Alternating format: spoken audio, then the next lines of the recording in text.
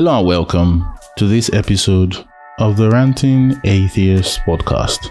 Today we'll be listening to a discussion I had with a fellow Nigerian atheist, and this was focused around getting his thoughts on the phrase God does not exist, saying God does not exist. So I just needed to get his perspective, and we both have a discussion for the next 40 minutes or so. Hope you enjoy it. If you are yet to subscribe, please consider subscribing on Apple, Spotify, YouTube, and other places podcasts are available.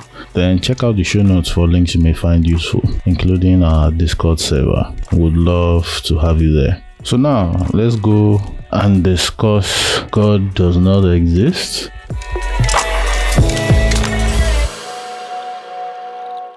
Alright, did you hear that? Now recording. Alright. Okay. Need to start prayer. Need to start with opening prayer. And which prayer? Skeletal. Labush Kabash. We use fire to destroy any demon that wants to interrupt the flow of this conversation in Jesus. Yeah. Put the logo take class they pray. Hey.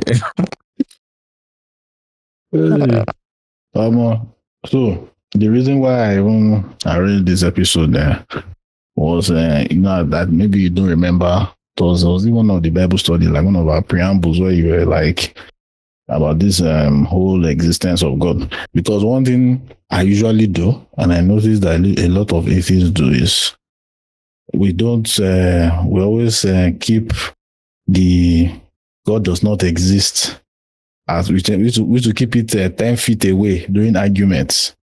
Uh-huh. Because it kind of creates unnecessary stress. Yeah. Knowing fully well that yes, the religious motherfuckers have not done their own bit of proving God exists, but they will now bring that up. If you bring it up in a way to deflect, and before you know it, the conversation goes sideways and they opt out and escape feeling they won. So that day, I remember the way you did I was talking about it, I made the analogy of Superman. That's okay. I don't believe it's real. And somehow, I actively also believe Superman does not exist in this reality. So the reason why I brought you in is how do we articulate that in the case of God? Because a lot of times I use the Superman reference as argument, like, okay, you read Superman in the comic book, but yet he's not in this reality yet. Metropolis has like Manhattan reference, like semblance, or like maybe Spider-Man, New York exists. Does it mean Spider-Man exists? Because when they like pointing at Egypt is in the Bible, Ethiopia is in the Bible, all those different locations, real life locations are in the Bible, using it as a way to lend credence to the authenticity of the Bible. So that's the reason why I brought you on. So maybe this episode can be titled God Does Not Exist? ? Maybe, I don't know. But to be the thing with that question, like, I get why like an atheist might want to like dodge it, because it's sometimes it's not really the meat of the conversation. Because when we're talking to like atheists now, we're usually not just, you almost never talk to like someone that is just atheist, right? It's usually a Christian or a Muslim, right? Yeah. So it's not like when they say God exists, they just mean there is just like one creator of some God that doesn't say anything. There's usually more to it. There's the Bible, the Quran, and all these things, right? Yeah. And usually it's this more to it that most atheists are familiar with, and that's actually what they reject. And I think when the conversation is being had about why they reject that and they think that particular conception is bullshit, people are easily able to say it about like when they start pointing out maybe how the Bible is mistaken in things and things like those are reasons to think that God being referenced in those books and believed by these people don't exist, right? But like, it's not that talking about the Bible or showing that why Christianity is probably like false, right? It's not enough to like generally just say God doesn't exist, any God, right? Yeah. And for that one, you might have like other reasons someone can give, right? Me personally, I'm like a bit agnostic towards that, right? Yeah. But I still have like, if I want to say I'm an atheist, if I want to defend that one, there are easy things one can say, right? Like you can just, for example, you can just say that one easy one is the fact that we don't have any like examples of like a disembodied mind. We don't like, I don't see any reason to think that exists. So if that's what you are claiming, even though I don't know what explains the world, I have reasons to think that, there is no disembodied mind anywhere, because inductively I've never seen one. Every mind we know comes with a body. And Yeah. if God is embodied mind, then I doubt that any such thing exists. That's just it doesn't mean it's impossible to say. Yeah. To give a reason why you're an atheist doesn't mean you have to like give like a full proof. It's just a reason to think it's probably not the case, and that's enough. Yeah. Yeah, in the case of that agnostic, agnostic, being agnostic, the word agnostic is so, it has been stretched, such an elastic categorization in the sense that even I myself, I will call myself an agnostic atheist.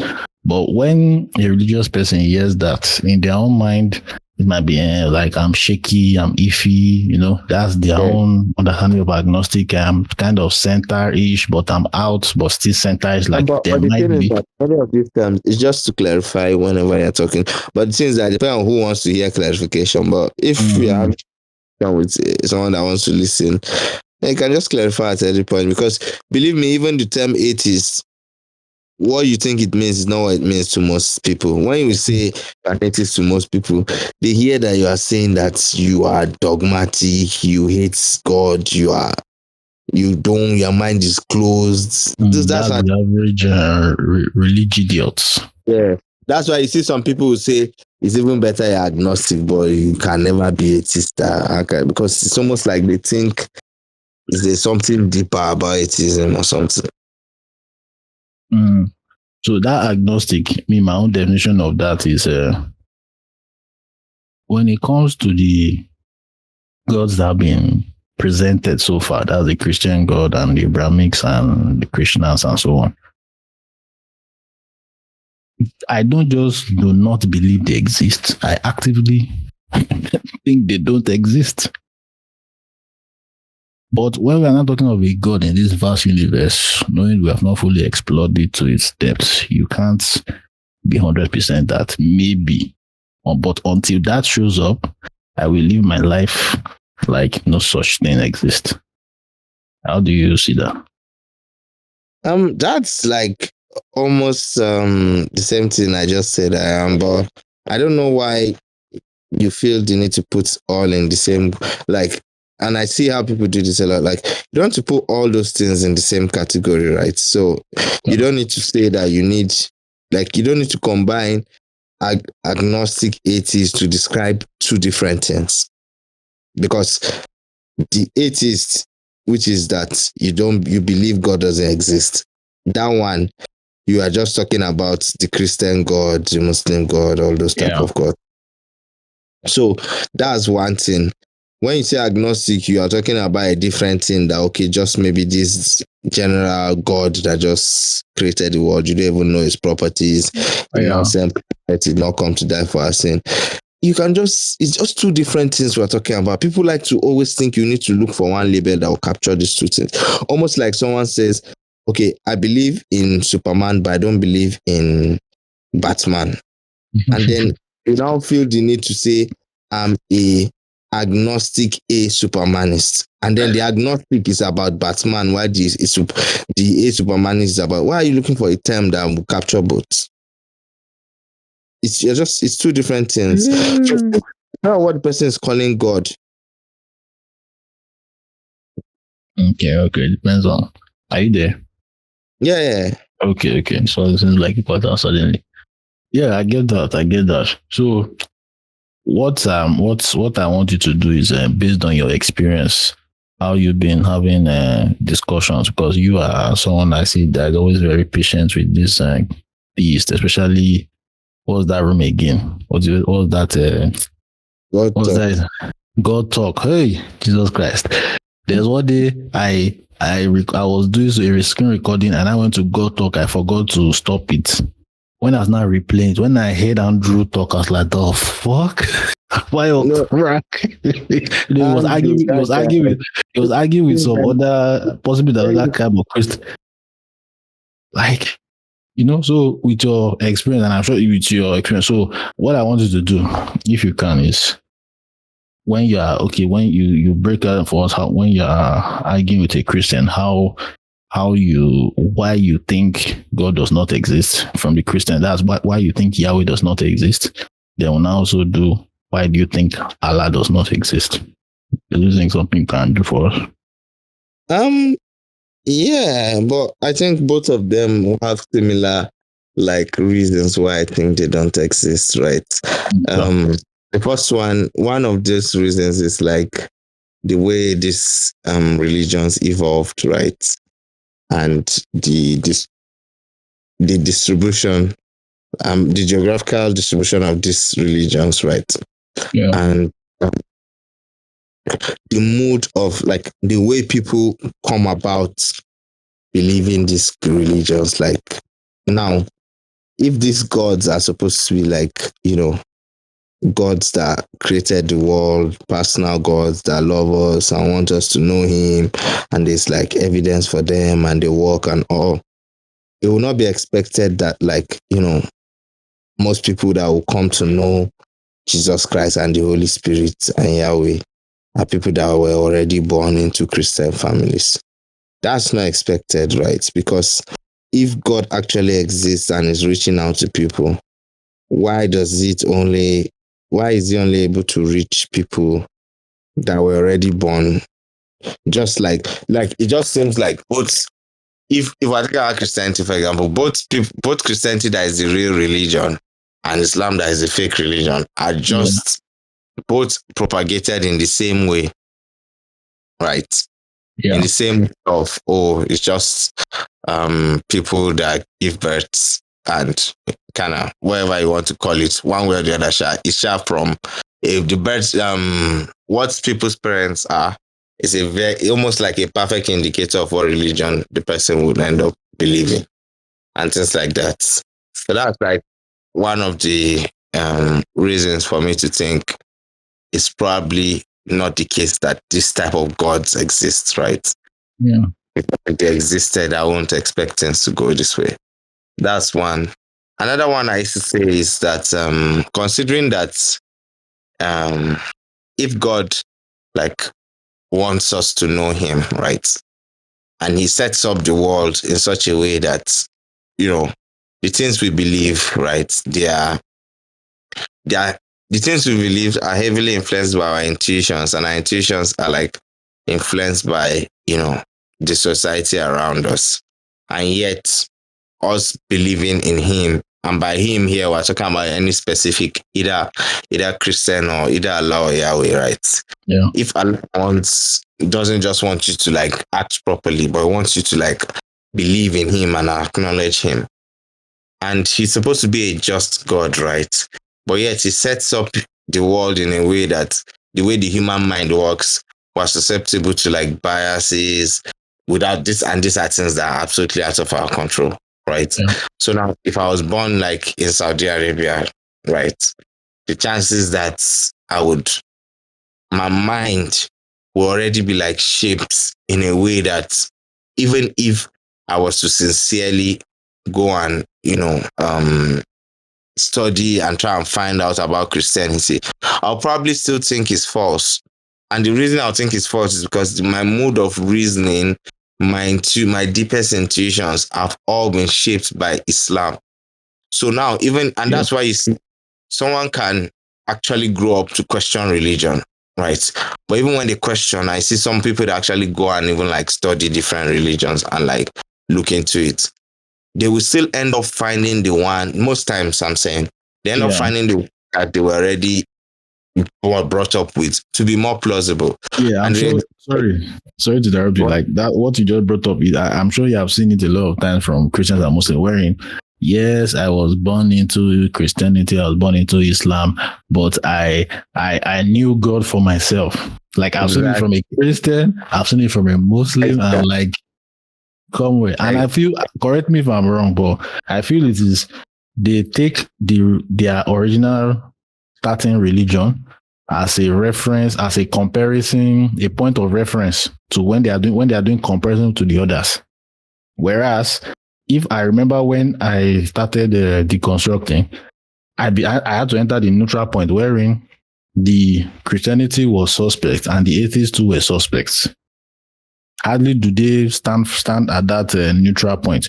Because I don't know if you remember, there's one so-called former atheist. Whenever they build it, you find out that there's still that strong bias of the initial religion. They just seem not to break out of that framework unless once you enter that neutral point, I feel you're gone.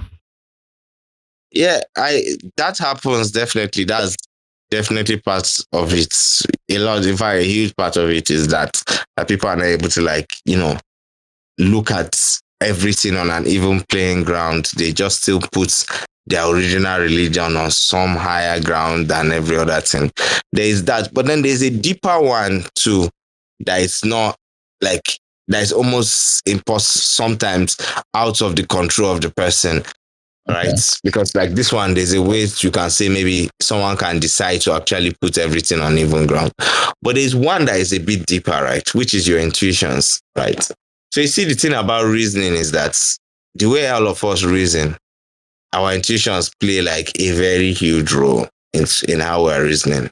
For example, right, if you were born in a Christian home, right, or a Christian environment, and all your life um they've you've always like you're raised in a society that this is about morality now, right? So you see, morality is about intuitions most times. At least that's what me I believe, right? Like a lot of the time, the things you think make sense morally, it's just because you've been raised in a society that thinks it makes sense. There Yeah. will be, aside your intuitions that you probably share with the people around you, there's not sometimes there's most times they are like there's usually nothing you can really use to substantiate or ground the fact that that moral intuition is correct, right? For example, if someone born in a most Christian background, right, you already believe that, someone dying for your sins or dying for you, right, is a good thing. Like Yeah. it's amazing, right? And that moral intuition is something that the society, as a Christian society, everybody believes. And because they believe that Jesus dying for your sin now is a good thing, right? So in that case now, someone that believes that, someone that has the intuition that someone dying for you is a good thing, if you come and meet them and tell them that I see this religion, the perfect God in this religion died for you, you feel like, wow, see this God doing a good thing. But imagine you are raised like in a Muslim society where they think if someone dying for you is not good, like why would you take the sin of other people? That's immoral. Everybody's supposed to, like, why would somebody else be punished for another person's sin? If this now you see these two deeply rooted intuitions, right, can be what will make or break you to be a Muslim or a Christian. Because now you are growing up now, you now want to study the two religions, right? Even if you put them on even ground, But remember, as you put them on even ground, your intuitions about what is moral is that one is it feels like it's just you knowing what is moral or not, right? And then you see that Christianity is saying Jesus came to die for your sins. That will not, as someone that was already raised in a Christian home, that somewhere apart from what they taught you, like it has shaped your intuitions, right? Yeah. You won't see that as a problem. But someone that was raised in a Muslim home, even if you put them on even ground, he would think that is intuition about someone dying for sins being bad. It's not about the religion. It's just a moral thing. Do you get? Yeah. Yeah. They So, don't have, those there's type an of intuitions attachment to also that play. idea. And these intuitions don't only go to like the moral sphere.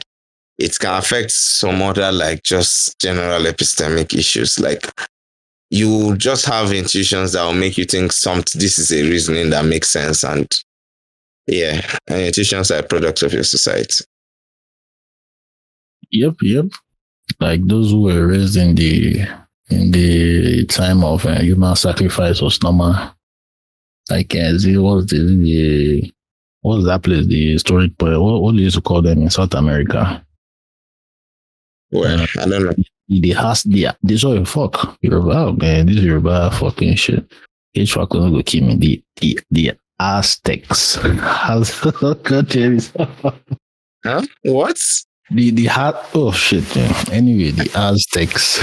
Your ancestors are here for you. Oh man, they are here for me. I can't even say Aztecs without that. What do you want to say? I don't even know what word you're trying to say. Aztecs. Aztecs. I don't know what that is. I've never heard that. You don't know the Aztecs? Aztecs, nope. I don't know. That's like, I think that's like the culture before the Spanish people came with their bullshit. What about them? No, like they in their own culture, human sacrifice seemed normal from or maybe I'm confusing it. But like if you're in that kind of cultures where someone that grew up with that thinking is normal, like it would just like it would be a deeply held intuition to them. Almost like even the same thing with like dress codes too. Yeah. It's like dressing too. You just think something is and funny enough, this is something I see even like secular people do too, where all of us like you see, like let's say there's this thing people do, right? So there's this, let's say there's this, not even let's say, it's really what is, right? So there's Muslim society that thinks it's immoral for a woman to, open her body. Or let me not even use the woman, men on. Let me just say, let's say there's a Muslim society that thinks tattoos are like immoral. Or like dressing a particular way, whether it's man or woman, exposing your body to some extent is immoral, right? And then there is like a secular society also, right? And they also think there's still some level of like there are still some places that some level of dressing is not allowed to, right? Or it's seen as wrong too, so to say.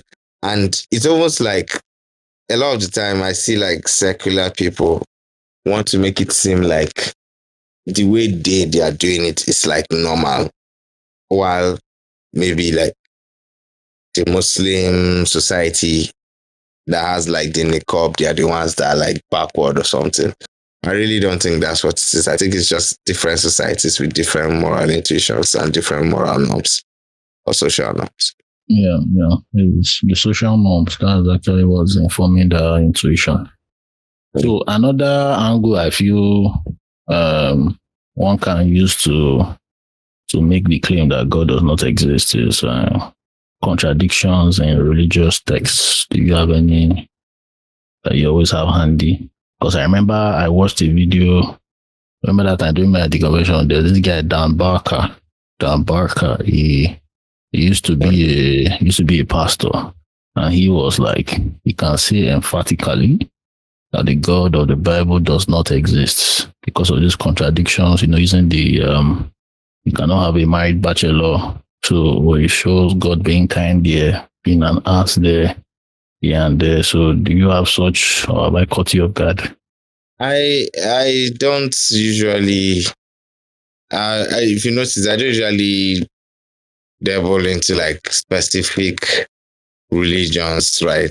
To say, oh, there's contradiction. The reason I don't do that, right, is that many of these things are like, up for interpretation, and I've not like studied enough of either the Bible or the Quran. I never even actually have to any extent, to be honest.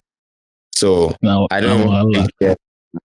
I swear, I don't care to I don't even have any. I don't care to point out contradictions in these books. I believe there are several of them, but again, these books are just up for interpretation. If you whatever contradiction you think you can point out in many of these books, it just depends on who you are pointing it out to, right? Yeah. And how much they can think faster than you, or they are more familiar with the topic, or they know the apologetic for it. And Yeah, there's yeah. no defend it. I'm sure if you meet it's not like me or you go and meet William and Craig with congratulation or thinking the Bible. In 10 seconds, to give us one apologetic that I swear we of us will not know what to say. It will show you You that. finish us. But the thing, there's this thing, Tom Rabbit. I know you know Tom Rabbit, right? That guy with the YouTube channel. That used to record that dog.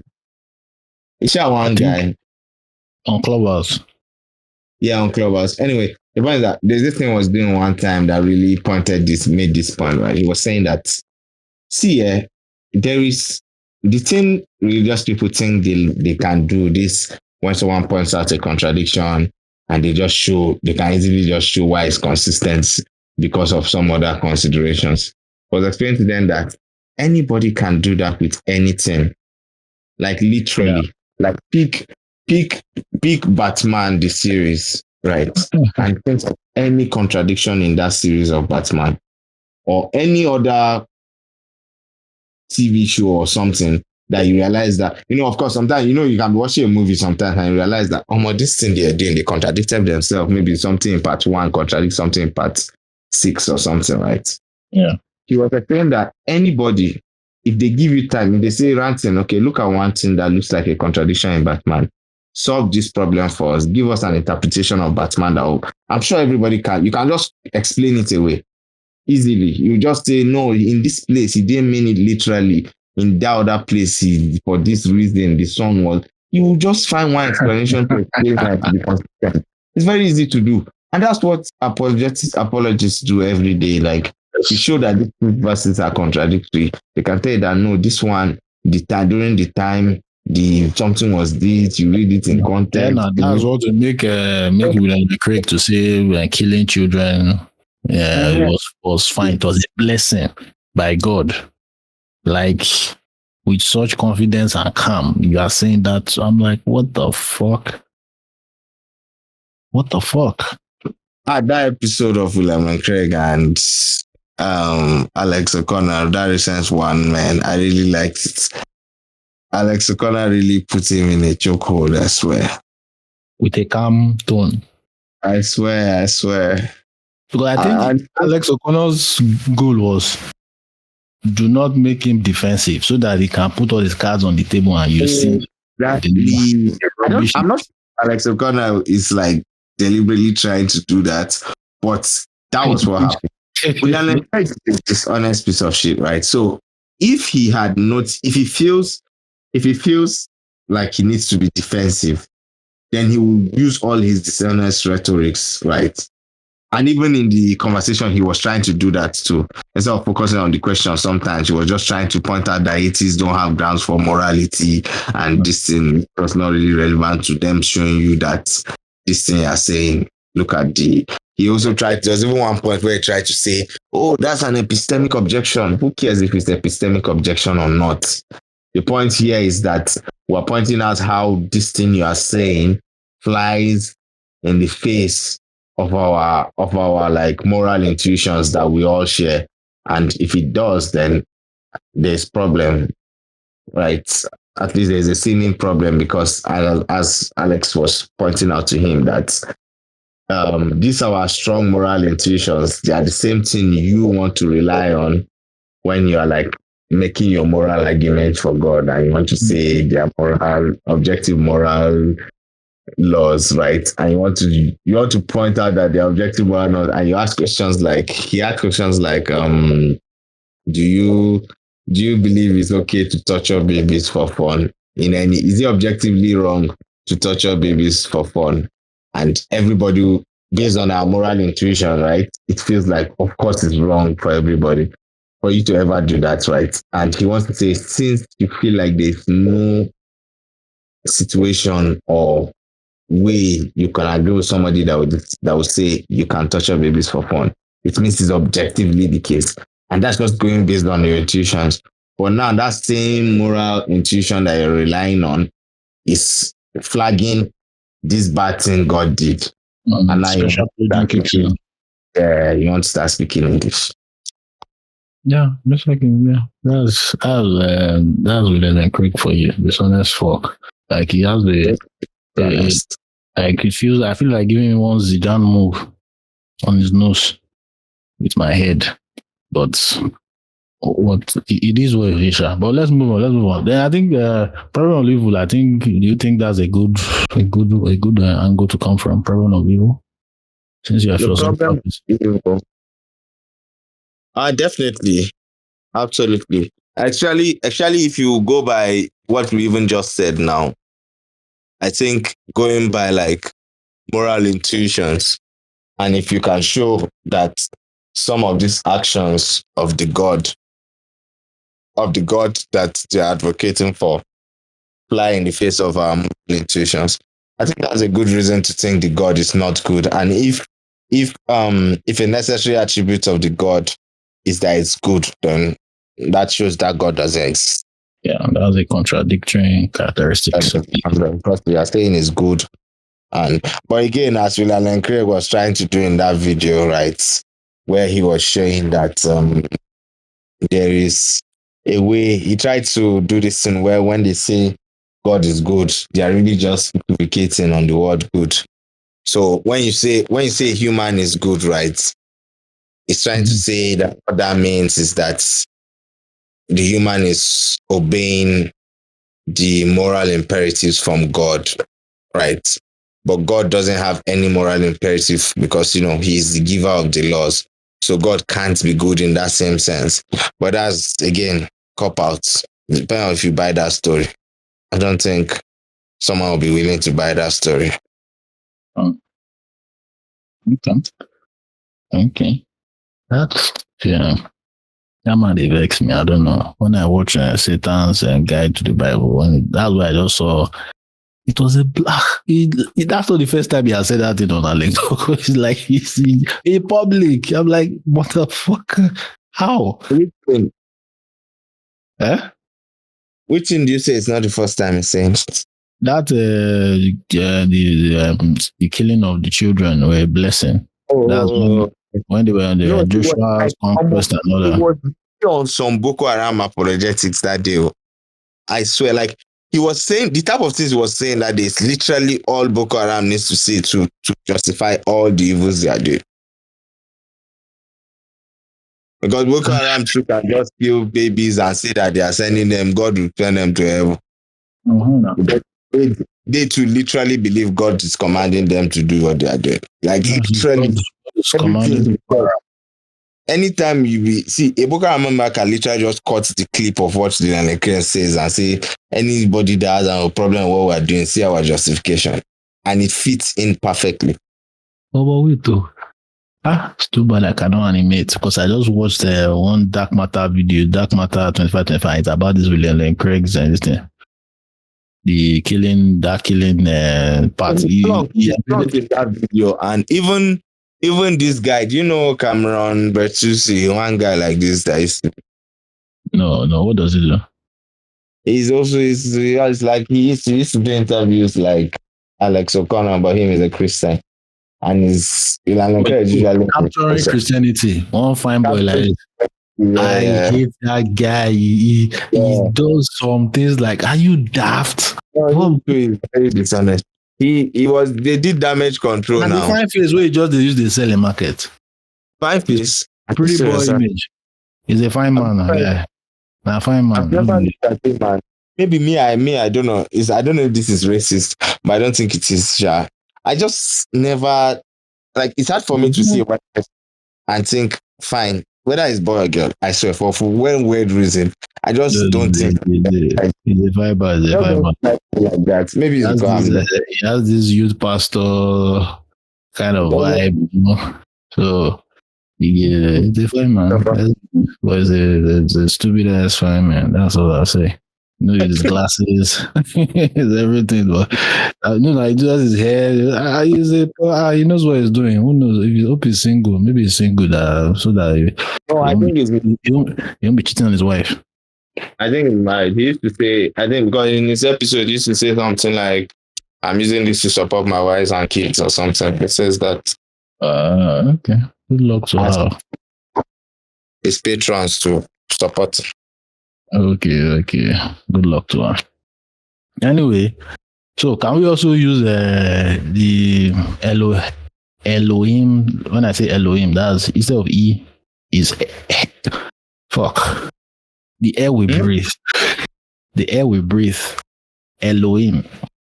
That's unanswered prayers. Can that also be used, or is it subject to interpretation? Again, those ones, right?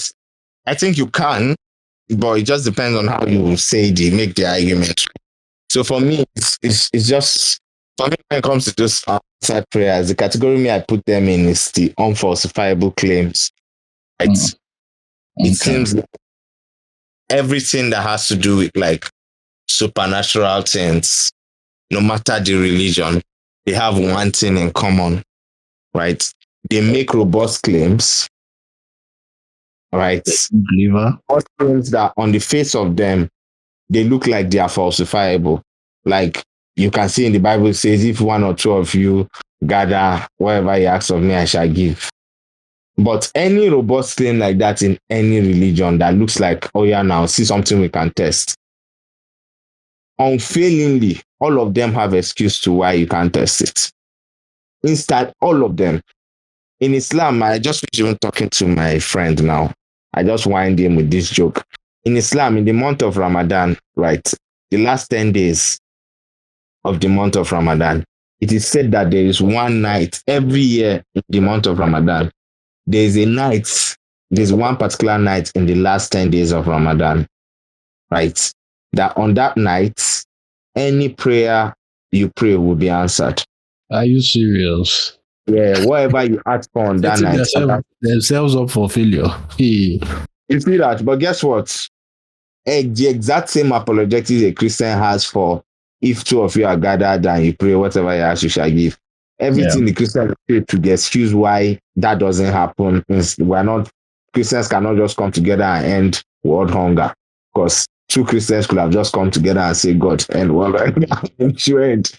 Everything the Christian will say to show why it's not happening is the same thing the Muslim will say too.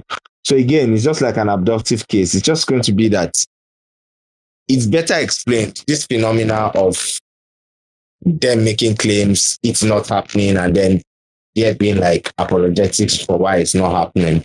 It's better explained by the religion being false, because this is something that is consistent with it being false. It's more expected that this is how it would be if it was false than if it was true. Do you get my point? Yeah. So in that you can make the argument like that. Okay. But is scientific evidence immune to these manipulations or naturalistic explanations? Like, when if you juxtapose creation to evolution, I don't know, all those, that kind of. I don't understand what you mean by it. Like, if we evolved from the common ancestors with monkeys and the apes, it debunks God created the heaven and the earth. Is there a way we can link all those? It depends. Like generally again, if you even look at the way theists argue for God, they are not saying God is like working, like they're not trying to say God is working with the natural laws. They're trying to say something like God, like the creation of man is like a special creation. It's like man did not form the way the rocks of the earth and the trees grew. Not trees, let me say rocks, right? We all understand that no, the Christians are not trying to say, oh, the rocks on the earth, God molded all of them. They will be fine with any geological explanation for how rocks form or something.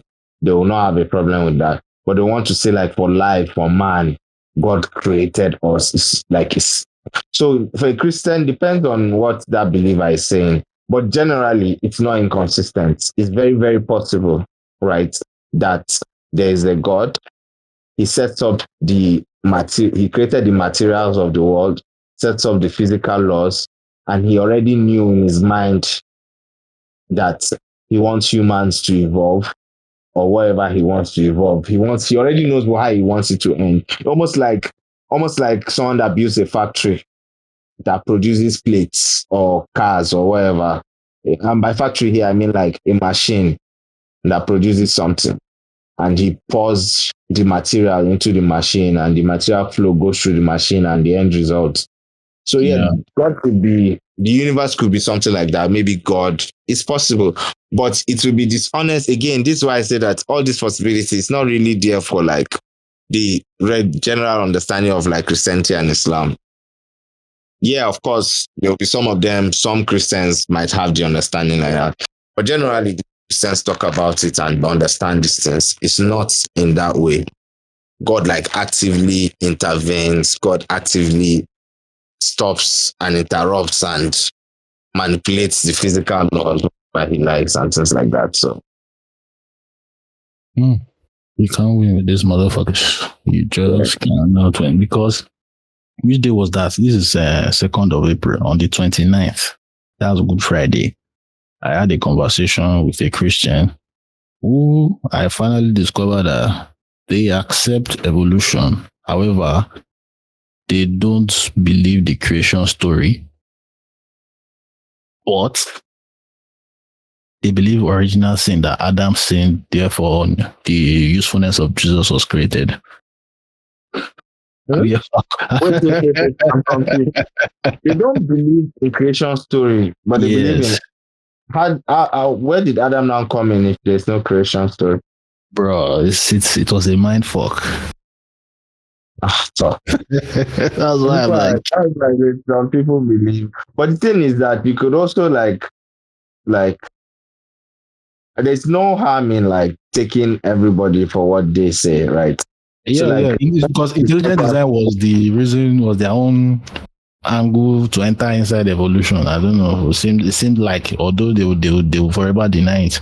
look, I was talking to actually someone too that said he was a Christian and recently said I remember the guy said he was a Christian. But believe me, lo and behold, right, when we started talking, this guy doesn't believe and again, sometimes people are dishonest, but at least according to what he said that day, right? It seems to be saying that it could very well be the case that the physical laws are never violated. So evolution could have been true. Maybe the way humans got here is evolution. But he still think like, there's intentionality, like there is God creating the laws, creating the matter, and letting it roll. Which you get. So he knew from the beginning that okay, if I create this amount of matter and these physical laws and I put all these constants like this and I let it play, this will be the end result. So it's intentional in that sense. He thinks that's how it is. So in that one now, and he's still calling himself a Christian. I don't know why. So people are talking to corners. People will really Yo, no be smart thing. No be smart thing. No be smart thing. Yeah. So, would you like us to? I think we are done. I think I'm out of questions. Do you have anything you want to use to wrap up? Um. Okay. The only thing I want to say is I wanted to even address it. I think the first thing said that I don't think like the the burden of proof I don't think it's on the theists, right? I don't think it's on them on any level, like at all. I don't think burden of proof is on anybody except anybody making a claim. Right. Yeah. Right. And I think I think everybody is making a claim most times, at least between the atheists and the theists. We're both making claims. Like it is, even if it's the Christian God you are saying doesn't exist, that's a claim now. Can you defend it?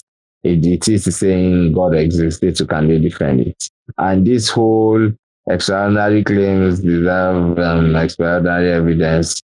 There's a sense in which it makes sense, right? But the sense in which it makes sense is not how people want to use it, right? So you can't just automatically claim that you can't, like, what is extraordinary claim, right, is just a claim that you think doesn't have evidence, right? Because what what the type of claims you want to call extraordinary claim, right? It's not what someone else might want to call extraordinary claim, because for them they think it's evident and they think there's evidence for it. So it's just for both of you to like. So at the end of the day, if you really want to have a conversation, you just have to start with everybody. Just lay your evidence. Don't call any claim extraordinary. If as long as you and him are disagreeing on that claim, you can't just shift it. You can't just assert that it's him that is making extra. What if he says you that you're claiming God doesn't exist? You're the one making extraordinary claim because it's his own claim is the ordinary claim. He can even argue that everybody believes my claim. The evidence for my claim is everywhere. God is obviously living and talking to us every day. Claiming it doesn't exist, you are the one making extraordinary claim. So the point that extra is just irrelevant. Just they say everybody defend your view from the beginning in the conversation. Yeah, okay. Fair enough. Yeah. Duly noted. So do you want us to find you online or maybe dead amateur? No, don't find me. Don't find me. Don't. It's fatwa. No. You know, I mean, it's not like I'm hidden, but this type of podcast one, no, just my name is. I did my first podcast. My name was K. Your name is K now, so you know. So let's just leave it as K. Let's leave it that. I think most people know my voice, but let it be the people that already know me. Let no new person from me talking. No Allah.